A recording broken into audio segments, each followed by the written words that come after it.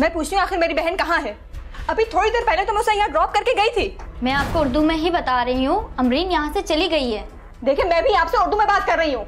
आज मेरी बहन की शादी है और निकाह वाले दिन एक लड़की अकेले कहाँ जा सकती है? देखिए आप मुझे शराफत से बता दीजिए, कहाँ है आपकी ऑनर? नायला नाम है ना उनका? नायला, नायला। क्या हो मैडम, क्या मसला है? क्यों शोर मचा रही हैं? शोर नहीं मचाऊं तो क्या करूं? आज मेरी बहन यहाँ मेकअप कराने के लिए आई थी, उसका दुपट्टा घर में रह गया था, मैं वो लेने के लिए गई हूँ। अब यहाँ आई हूँ तो मेरी बहन गायब है। उसे जमीन खा गई, आसमान निकल गया। अच्छा आराम से, क्या हुआ? इनकी बहन कहाँ है? मैम अमरीन का तो अभी मेकअप भी शुरू नहीं हुआ था, वो क्यू में बैठी हुई थी और अचानक बगैर बताए उठ के चली गई। क्या हमें पता नहीं तो हम क्या बताएं आपकी बहन कहाँ है? आपको पता होगा, आपको कॉल वॉल क्यों की उन्होंने? मैडम आप हमारी बात सुने। बकवास बंद कीजिए। हेलो हेलो पापा, पापा अमरीन पार्लर से गायब है। तुमने गायब किया ना मेरी बहन को? कहाँ है मेरी बहन? और मुझे सब कुछ पता है कि पार्लर के आड़ में तुम लोग क्या धंधा करते हो। पापा मैंने आपको मना भी किया था कि ये पार्लर बुक ना कराएं, मगर मेरी सुनता कौन है? देखिए आप हमारी बात सुने, ऐसी फजूल बातें ना करें। और आपकी बहन अपनी मर्जी से यहाँ से गई है। अरे क्या बात सुने तुम्हारी? हमारी बेटी यहाँ आएगी दूल्हा बनने के लिए, तुम लोगों ने न जाने उसको कहाँ गायब कर दिया। किसके साथ गई है मर्जी से? तुम्हारे पार्लर में बैठी हुई थी, तुम्हारे गायब बाहर करे, कोई बताता नहीं है। कौन ले गया उसको? जमीन खा गई या आसमान निकल गया? तुम सीधी तरह बताओगी कहाँ है वो, वरना हम अभी तोड़फोड़ शुरू कर देंगे यहाँ। वो अपनी मर्जी से यहाँ से गई है। देखें आप लोग हंगामा आराई मत करें और प्लीज इस वक्त आप लोग घर जाएं। इत्मीनान रखें, मैं पूरी तफ्तीश कर रहा हूँ। नैला बेबी, आपके पार्लर के कैमरे की सीसीटीवी मुझे चाहिए अभी और इसी वक्त। ठीक है मैं देती हूँ। हाल में बारात लेकर आ रहा हूँ, मैं किस किस को जवाब दूंगा?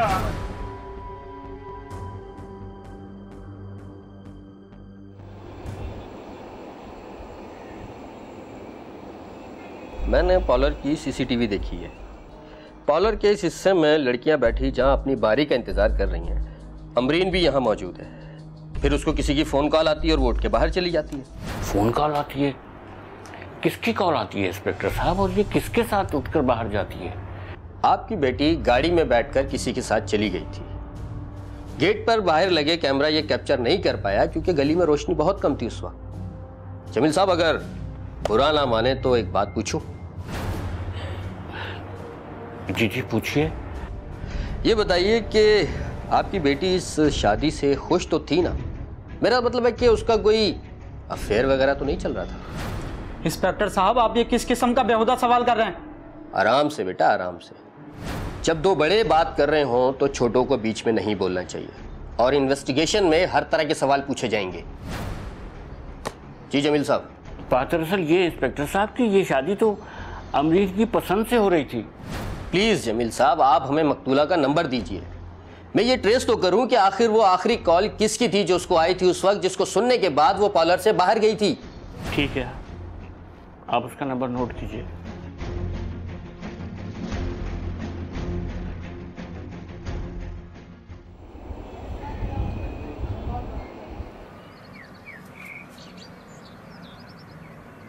रूठ कर हम उन्हें भूल जाने लगे, वो हमें और। अरे जोया, तुम इतनी जल्दी क्यों आ गई? यार तुम्हें कुछ दिन और वहाँ पे रुकना चाहिए था, पापा को तुम्हारी जरूरत है। हाँ वो मुझे कुछ अपने कपड़े लेने थे, इस वजह से मैं यहाँ आई थी। अच्छा ठीक। साहब जी गाड़ी से बहुत बू आ रही है, चाबी दे दे, गाड़ी अंदर से साफ कर दूं। अरे नहीं यार, मुझे थोड़ी जल्दी है, मुझे एक जगह और भी जाना है। अरे साहब आप इतनी बदबू में गाड़ी कैसे चलाएंगे? 2 मिनट लगेंगे, अभी साफ कर देता हूँ। हाँ वो तो मुझे भी आ रही है बहुत। आप कहीं जा रहे थे? बस वो मुझे एक जगह जल्दी जाना था आज। अच्छा। अब इसने सफाई के चक्कर में डाल दिया।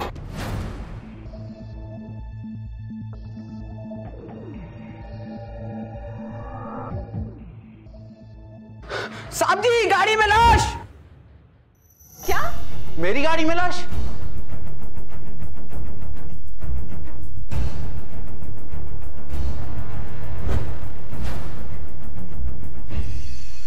मेरी बहन?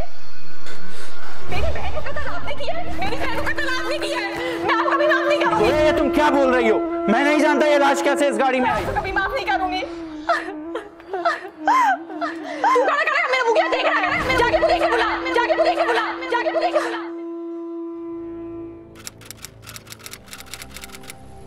इंस्पेक्टर साहब, आप अदालत को बताइए कि मकतूला अमरीन को मौसूल होने वाला फोन किसका था? मुल्जिम अमान का, जो मकतूला की छोटी बहन जोया का शौहर है। मुल्जिम के मोबाइल को भी चेक किया गया। इसी के मोबाइल से उस दिन शाम 6:50 पर अमरीन को कॉल की गई थी और फिर 2 दिन बाद 26 अक्टूबर की सुबह इसकी कार की डिग्गी से लाश बरामद हो गई। आपने यकीनन लाश का पोस्टमार्टम करवाया होगा। पोस्टमार्टम रिपोर्ट क्या कहती है? पोस्टमार्टम रिपोर्ट के मुताबिक 24 अक्टूबर की शाम 6:30 से 7:30 बजे के दरमियान कत्ल किया गया था। अमरीन बीबी को गला घोटकर हलाक किया गया। गर्दन पर गहरे निशान भी पाए गए थे। मकतूला का गला उसी के दुपट्टे से घोटा गया, क्योंकि दुपट्टा जो है रस्सी की तरह बल खाया हुआ था उसके गले में। इंस्पेक्टर साहब, आपने अपनी तफ्तीश से क्या नतीजा अखज़ किया और क्या आपको मुल्जिम के खिलाफ कोई मजीद ठोस शवाहिद मिले? जब मकतूला की फैमिली के हमने बयानात लिए तो एक इंकिशाफ और हुआ।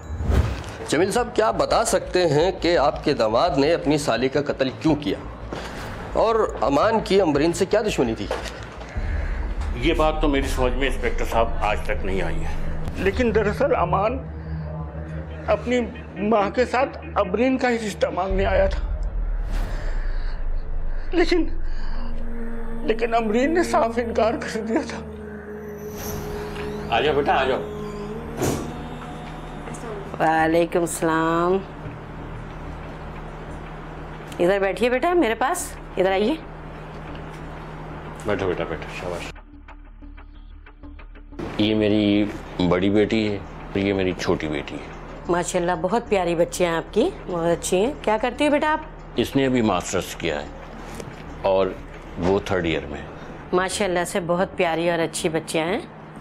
भाई मुझे तो चट मांगनी पट भी चाहिए मुझे अपने बेटे के लिए। लेकिन मुझे तो कुछ वक्त चाहिए ना।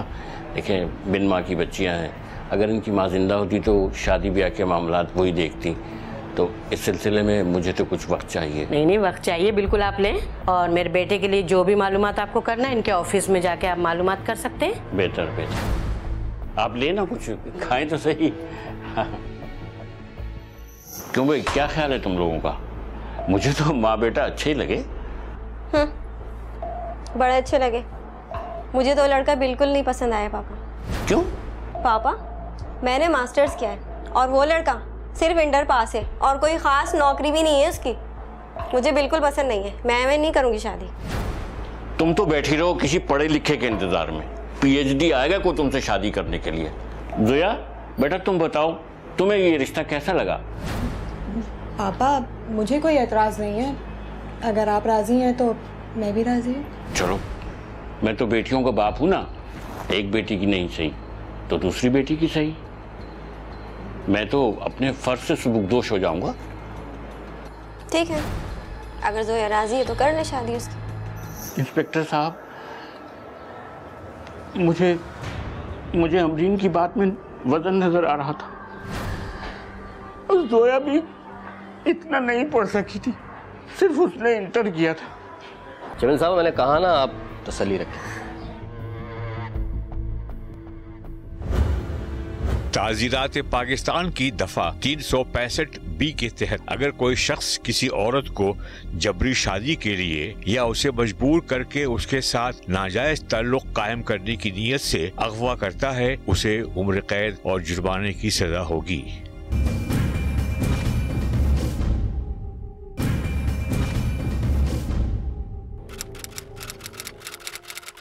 जाहिर होता है मुल्जिम अमान की असल पसंद अमरीन ही थी। जब उसे यह पता चला कि उसकी शादी हो रही है तो वो अपने जज्बात पर काबू ना रख सका और उसने जुनून में आकर ये वारदात कर दी। इंस्पेक्टर साहब, मुल्जिम की कार की फॉरेंसिक एग्जामिनेशन की गई? जी हाँ, कार में मकतूला की पूरी फैमिली के फिंगरप्रिंट्स मिले हैं। मुल्जिम का जिस्मानी रिमांड मिलेगा तो मजीद तफ्तीश आगे बढ़ेगी। योर ऑनर, क्या आयो साहब से कुछ सवालात मैं भी कर सकती हूँ? इजाजत।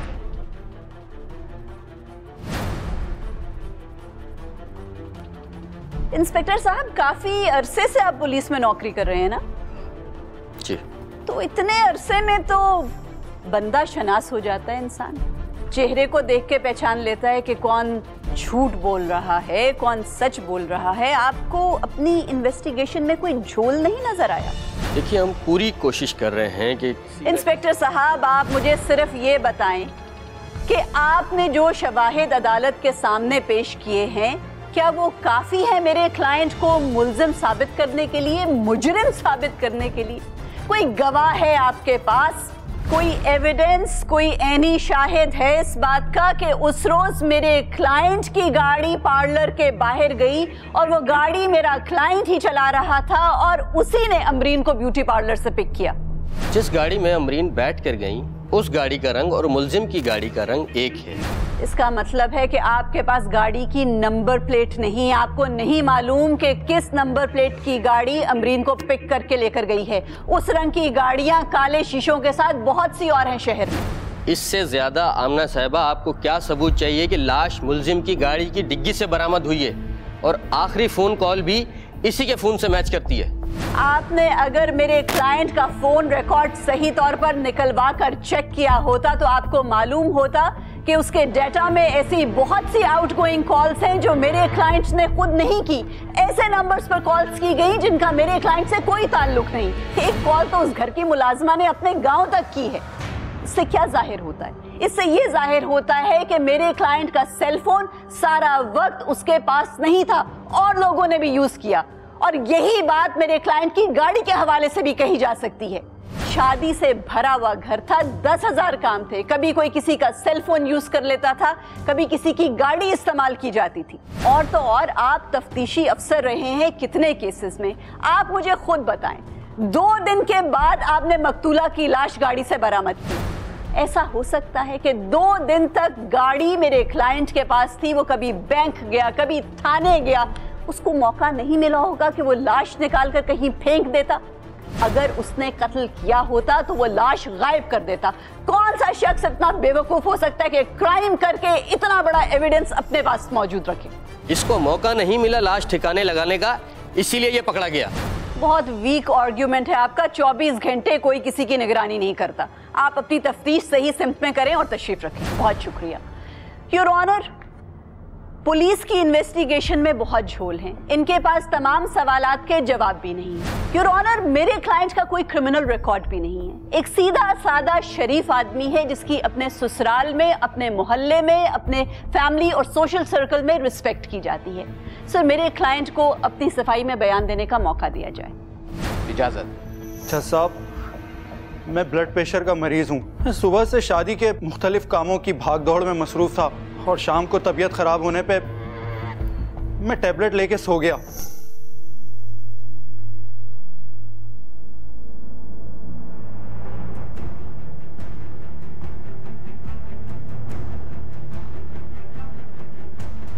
क्या हुआ? तबीयत ज्यादा खराब हो गई है क्या? हाँ यार, ब्लड प्रेशर बहुत हाई लग रहा है। मैं बहुत थक गया हूँ, कुछ देर आराम करना चाहता हूँ। प्लीज़ मुझे कोई डिस्टर्ब ना करे। ठीक है। अच्छा, वो मैंने अपनी गाड़ी की चाबी बाहर लॉन्ज में रख दी है, अगर किसी को यूज़ करनी हो तो कर ले। और मेरा मोबाइल भी बाहर ही है, बस मुझे प्लीज़ डिस्टर्ब मत करना।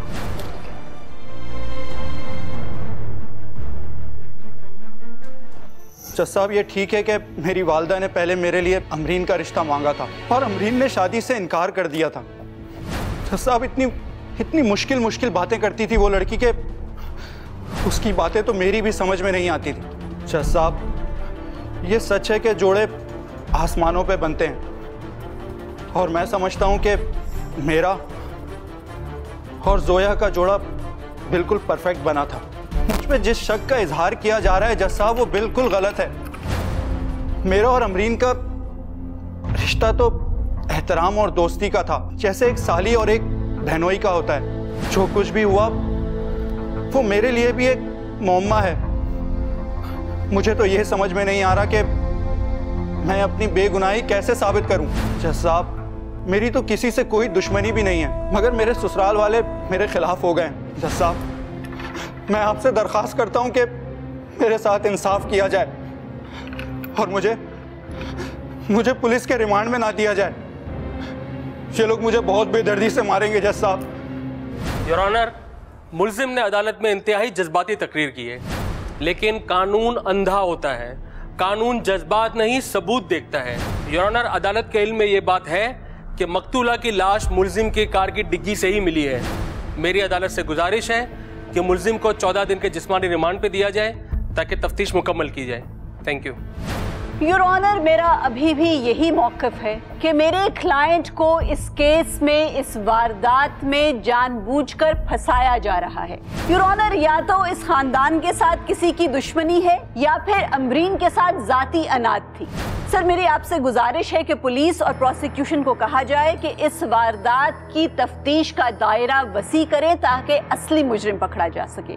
सर, मेरी अदालत से गुजारिश है कि इस बात को भी मद्देनजर रखा जाए कि मेरा क्लाइंट ब्लड प्रेशर का मरीज है। सर, मैं इनकी मेडिकल सर्टिफिकेट्स ऑलरेडी अदालत में जमा करा चुकी हूँ।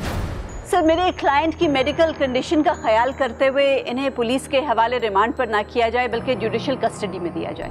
Thank you sir. अगरचे डिफेंस लॉयर की इस दलील में वजन है कि कोई कातिल कत्ल करने के बाद लाश को फौरन ठिकाने लगाने के लिए सोचता है, अपनी कार की डिग्गी में नहीं छुपाता। लेकिन इस बात में भी हकीकत है कि मुलजिम अमान इस केस में सोल सस्पेक्ट है। लिहाजा यह अदालत मुलजिम अमान को 3 दिन के जिस्मानी रिमांड पर पुलिस के हवाले करने का हुक्म देती है और उसके साथ साथ अदालत ये भी हुक्म देती है कि इस केस के मुतालिक मजीद शवाहिद इकट्ठे किए जाएं और उनकी तमाम तर रिपोर्ट नेक्स्ट हियरिंग में अदालत में पेश की जाए। इस केस की समाअत मुलतवी की जाती है। We are adjourned. मुझे सुहेल साहब की फाइल दो। मैं चेंबर जा रही हूँ, तुम थाने जाके वो उनकी जमानत का तुमने करना था। एक्सक्यूज मी मिस आमना, हमेशा की तरह इस बार भी आपने जज साहब को अपनी लफाजी से थोड़ा सा कंफ्यूज ज़रूर कर दिया है, लेकिन आप ओवर कॉन्फिडेंट मत होइएगा कि आप हमेशा की तरह ये केस जीत जाएंगी और अपने क्लाइंट को रिहा करवा लेंगी। वकील साहब, मैं पूरी तसल्ली करके केस लेती हूँ कि मेरा क्लाइंट वाकई में बेगुनाह है। इस मर्तबा भी आपको ये हसरत रह जाएगी कि आमना कबीर ये केस हार जाएं। See you in court. Pakistan penal code के सेक्शन 337A के तहत अगर कोई शख्स किसी को दानिस्ता तौर पर जिस्मानी नुकसान पहुंचाता है तो उस पर जुर्म की नौयत के एतबार से 2 से 14 साल तक की कैद बामुशक्कत की ताज़ीर लगेगी या फिर इस्लामी अहकामात की रोशनी में उस पर ज़िमन, क़सास या अर्श का इतलाक भी हो सकता है।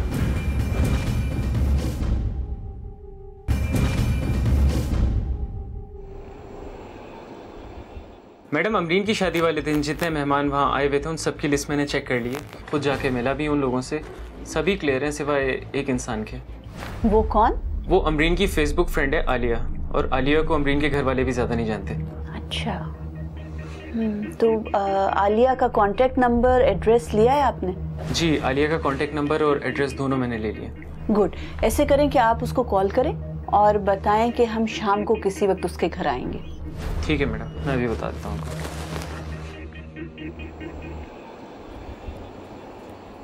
इंस्पेक्टर साहब, आमना कबीर ने इस बार भी ठोस दलाइल देके केस को कमजोर कर दिया है। सर जी, आपने खुद को बड़ा मुश्किल चैलेंज दे दिया। खैर, आप हुक्म करें। हमें अमान के खिलाफ मजीद ठोस सबूत इकट्ठे करने पड़ेंगे। ठीक है, मैं पूरी कोशिश करूंगा। मैंने इस बार खुद को चैलेंज किया है कि मैं जीत के दिखाऊंगा। आमना कबीर हर बार मुझे केस हराती है ना, इस बार मैं उसे हारते हुए देखना चाह रहा हूँ। ठीक है सर, पूरी कोशिश करूंगा।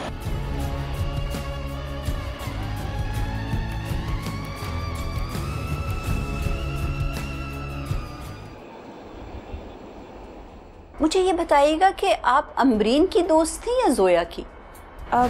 मैं जोया रोहेल की फेसबुक पे कॉमन फ्रेंड थी। रोहेल और जोया, तो जोया अपने दोस्त के साथ अमरीन की शादी करवा रही थी? ये थोड़ी अजीब सी कहानी है, क्योंकि सबसे पहले तो जोया और रोहेल फेसबुक पे फ्रेंड बने, फिर उसके बाद जब जोया की शादी हो गई तो जोया बिल्कुल गायब सी हो गई।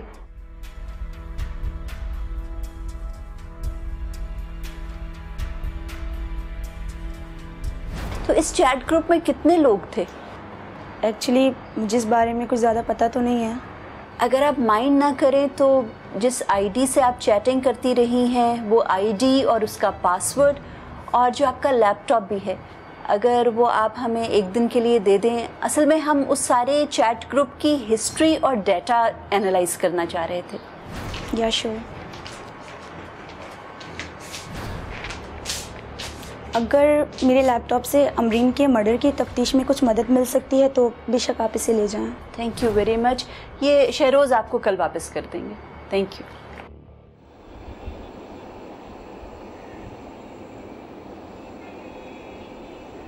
अस्सलाम वालेकुम मैडम। वालेकुम सलाम। मैडम सुबह घर से आते हुए मैं अमरीन को उसका लैपटॉप वापस करके आ गया हूँ, लेकिन उस ग्रुप की जितनी कन्वर्सेशन थी उसकी प्रिंट हिस्ट्री ये रही। ठीक है, ये मेरे पास छोड़ जाएं आप, और देखना अगर कोई हाइलाइटर भी मिल जाए तो। मैं लेके आता हूँ।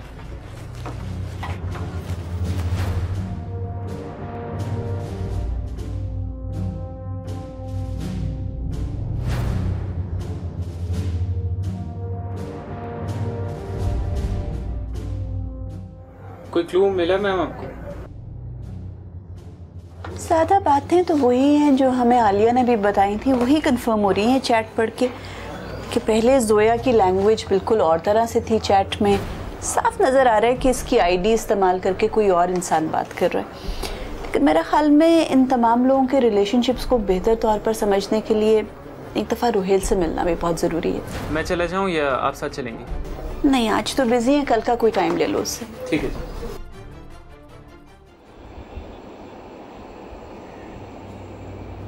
जोया की कोई लैंग्वेज चेंज नहीं हुई थी, बल्कि जोया की जगह अमरीन ने ले ली थी, और ये बात मुझे बहुत बाद में पता चली। और एक बात मैं आपको और बता दूं, मेरी एक शादी पहले भी हो चुकी है। फेसबुक पे सबसे पहले मेरी जोया से दोस्ती हुई थी, लेकिन वो सिर्फ एक दोस्ती थी, मैं उससे शादी नहीं करना चाहता था। फिर जोया का रिश्ता आ गया और उसकी शादी अमान से हो गई। जोया ने अमरीन को कहा कि वो मुझसे दोस्ती कर ले। अमरीन जोया की आईडी से मुझसे बात करती थी, लेकिन ये बात उस वक्त मुझे नहीं मालूम थी। अमरीन एक एजुकेटेड इंटेलेक्चुअल लड़की थी और मेरा माइंड भी उससे मैच करता था। इसी ज़हनी हम आहंगी की वजह से हम स्काइप पर बात करने लगे और एक दूसरे को देखने लगे। अमरीन ने मुझे बताया कि वो जोया की बड़ी बहन है। अरे नहीं, मैं चाय के साथ साथ कॉफ़ी भी बहुत अच्छी बना लेता हूँ, बल्कि खाना भी बना लेता हूँ। तो मैं शादी के बाद शौहर के साथ साथ एक बहुत अच्छा सा शेफ भी मिल जाएगा। अच्छा, और आपकी बीवी, उसका क्या होगा जनाब? गजाला। गजाला तो 6 महीने से मैके में जाके बैठी हुई, और मैं ज़बरदस्ती के रिश्ते कायम करने का कायल नहीं हूँ। वो मुझसे तलाक चाहती है, मैं उसे तलाक दे दूंगा। अच्छा, तुमने मुझे पहले क्यों नहीं बताया कि मुझसे चैट करने वाली लड़की जोया नहीं बल्कि तुम थी? वो एक्चुअली मैं डरती थी कि पता नहीं आप मुझे पसंद करें या ना करें, क्योंकि जोया जो है मुझसे ज़्यादा खूबसूरत है। कम ऑन यार, इंसान का ज़ाहिर खूबसूरत हो ना हो, बातिन खूबसूरत होना चाहिए, और मैं तुम्हें परख चुका हूँ। पता नहीं हम कहाँ इधर उधर भटकते रहे, हमें तो बहुत पहले मिल जाना चाहिए था। खैर, अब मिल गए हैं तो जल्दी कुछ होना चाहिए, मुझसे और वेट नहीं होता। अमरीन का सहर ऐसा चला मुझ पर कि मैंने अपनी बीवी को तलाक दे दी। फिर मैंने अमरीन के घर रिश्ता भेजा जो कबूल हो गया, लेकिन किस्मत को क्या मंजूर था। आखिर अमान को अमरीन को कत्ल करके क्या मिला? अगर वो मौत की सजा से बच भी गया तो क्या जोया अपनी बड़ी बहन के कातिल को एक्सेप्ट कर लेगी? उस बदबख्त ने बहुत बुरा किया मेरे साथ, अमरीन के साथ, जोया के साथ और खुद अपने साथ। मैं चाहता हूं कि आप प्लीज इसके लिए कुछ करें।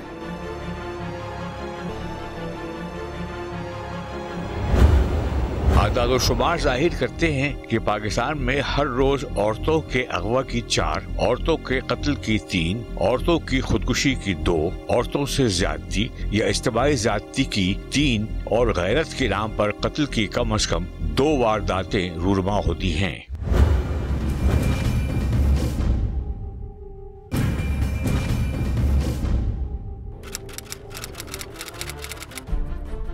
योर ऑनर, मैंने जब अमान साहब का केस लड़ने का फैसला किया था तो मुझे 2 बातों पर तो यकीन था। पहली बात तो ये थी कि मेरा क्लाइंट बेकसूर है और किसी ने जानबूझकर प्लानिंग करके उसे इस वारदात में फ्रेम किया है। और दूसरी बात ये थी कि जिस शख्स ने भी ये कत्ल किया है वो या तो इस खानदान के बहुत ही करीब था या इस खानदान का ही हिस्सा था, क्योंकि वो शख्स जो भी था उसको इस खानदान की गाड़ियों और सेल फोन तक की रसाई हासिल थी। योर ऑनर, जब हमने इस असली कातिल तक पहुंचने के लिए इस तमाम खानदान के लोगों से एक मर्तबा दोबारा पूछगछ की तो हमें इनके आपस के ताल्लुकात के भी कुछ नए पहलू उजागर होते नजर आए। अच्छा, तो आप रिश्ता बड़ी बेटी के लिए लेकर गई थी लेकिन शादी छोटी के साथ तय हो गई। मुझे ये लोग अच्छे ख़ानदानी लगे थे तो मैंने छोटी के साथ रिश्ता कर दिया। शादी के बाद मसन ये अपना रंग ढंग दिखाने लगी।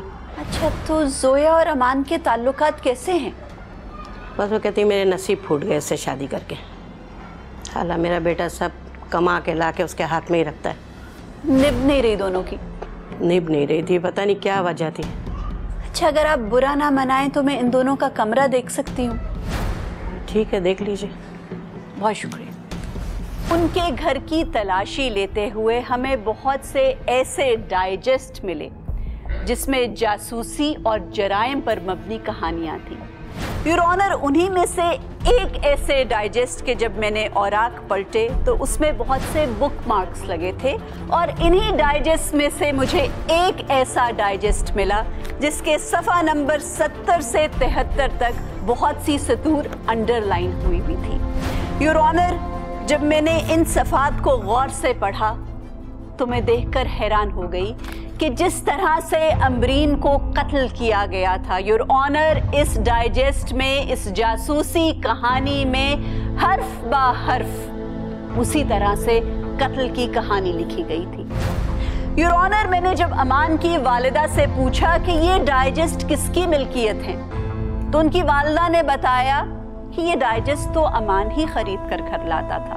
योर ऑनर, अमान की वालिदा के इस जवाब से मुझे धचका लगा और एक लम्हे के लिए मैंने सोचा कि कहीं वकील साहब की तमाम तर तफ्तीश, शकूक और शवाहिद सही सिमत में तो नहीं थे और क्या पहली मर्तबा मैंने एक गलत इंसान पर भरोसा किया और उसका केस लड़ने को तैयार हुई। योर ऑनर, इस वारदात के असली मुजरिम को पुलिस ने इन्हीं डाइजेस्ट के जरिए गिरफ्तार कर लिया है और मैं अदालत से इजाजत चाहती हूँ कि मैं असली मुजरिम को आपके सामने पेश कर सकूं। मुलजिम को पेश किया जाए।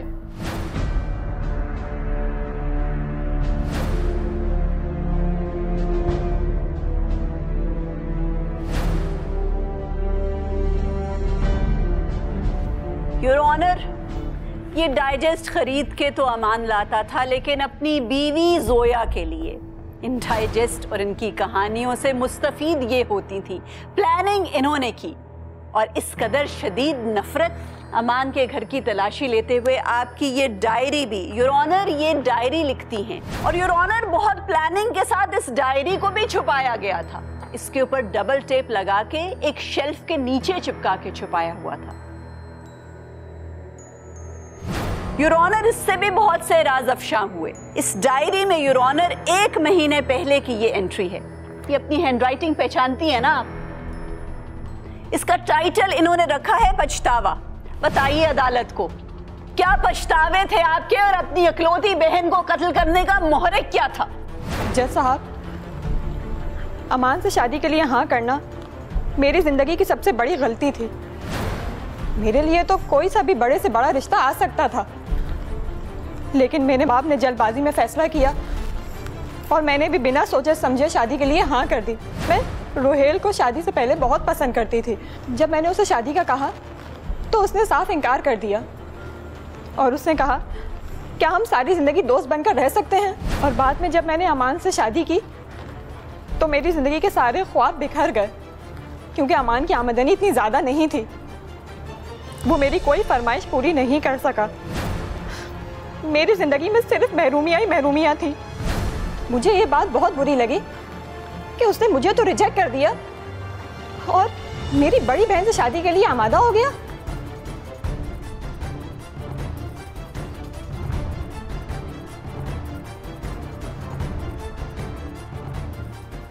तो सुनो, मैं तुम्हें जाते जाते एक तोहफा देना चाहती हूँ। अच्छा, वो क्या?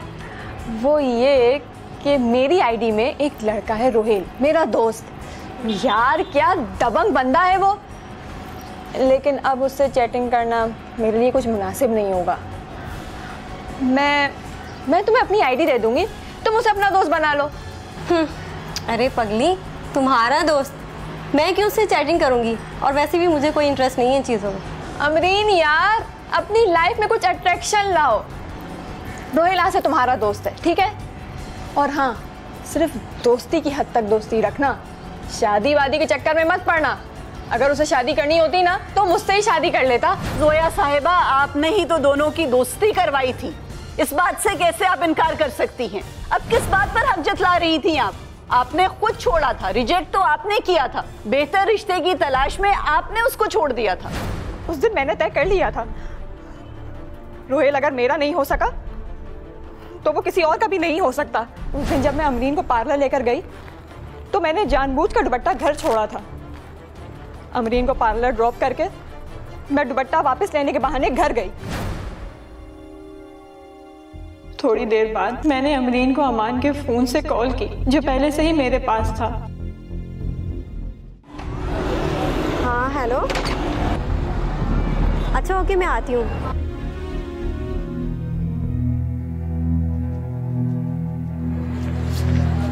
अरे भाई जोया, ये इतने सन्नाटे में गाड़ी क्यों पार्क की है? दुपट्टा ले आई मेरा? अरे इतने सवालात मत पूछो, जल्दी चलो, बहुत बड़ा मसला हो गया है। और ये गाड़ी तो अमान भाई की लग रही है, इसमें क्यों आई तुम? और ये पॉलर के आगे क्यों नहीं पार्क की? हाँ बाबा, सवालात मत पूछो, जल्दी से गाड़ी में बैठो, तुमसे काम है एक बहुत जरूरी। बैठो। क्या काम है? हुआ क्या है? बताओ तो सही। तुम बैठो तो। ओफो, अजीब लड़की है यार, क्या हो गया? बताओ क्या इमरजेंसी हो गई है? सी पता है मेरा पॉलर में नंबर आने वाला है, वैसे ही लेट हो गए हैं हम लोग। वो देखो, वो देखो, रोहेल को छीनेगी। मोहब्बत की थी मैंने रोहेल से, तुम्हारी इतनी हिम्मत कैसे हुई मेरा हाथ पटाखा डालने की? रोहेल सिर्फ मेरा है, वो मेरा ही रहेगा। मैं तुम्हें जिंदा नहीं छोड़ूंगी, तुमने मेरा हक छीना है।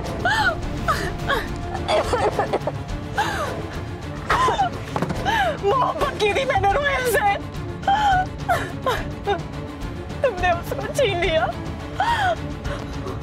वो मेरा नहीं हो सका तो तुम्हारा भी नहीं होगा। और फिर मैंने कार की बैक सीट गिराकर अमरीन को डिग्गी में डाल दिया और कार वापस लेकर चली गई। मेरी खुशकिस्मती थी कि बारात की तैयारियों में सब इतने मसरूफ और मगन थे कि किसी को एहसास ही नहीं हुआ कि मैंने कब पापा की कार यूज की और कब अमान की। जज साहब, मैंने एक तीर से दो शिकार करना चाहे थे। अमरीन को कत्ल करके अमान को फंसवाना चाहती थी ताकि रास्ते से अमान हट जाए और मैं रोहेल से शादी कर लूं, लेकिन ऐसा कुछ नहीं हुआ। जज साहब, मैं शैतान के बहकावे में आ गई थी, मैंने अपनी सगी बहन का ही कत्ल कर दिया। जज साहब, मुझे सजाए मौत दी जाए, मुझे मौत चाहिए। आई होप अदालत आपकी ये ख्वाहिश पूरी कर दे। योर ऑनर, इनकी लिखी हुई डायरी से आपको इनके अंदर के शैतान और इनकी प्लानिंग के बारे में इल्म हो जाएगा।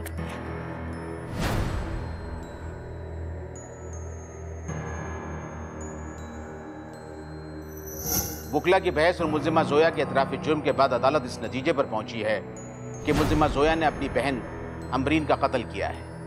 लिहाजा ये अदालत मुल्जिमा जोया को ज़ेर दफ़ा 302 ताज़ीरात पाकिस्तान के तहत सज़ाए मौत का हुक्म सुनाती है, जबकि मुल्जिम अमान को इस केस से बाइज्जत बरी किया जाता है।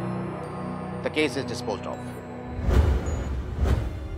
कोर्ट नंबर 5 में अगर आप भी कोई केस पेश करना चाहते हैं तो हमें ईमेल करें court5@sama.tv।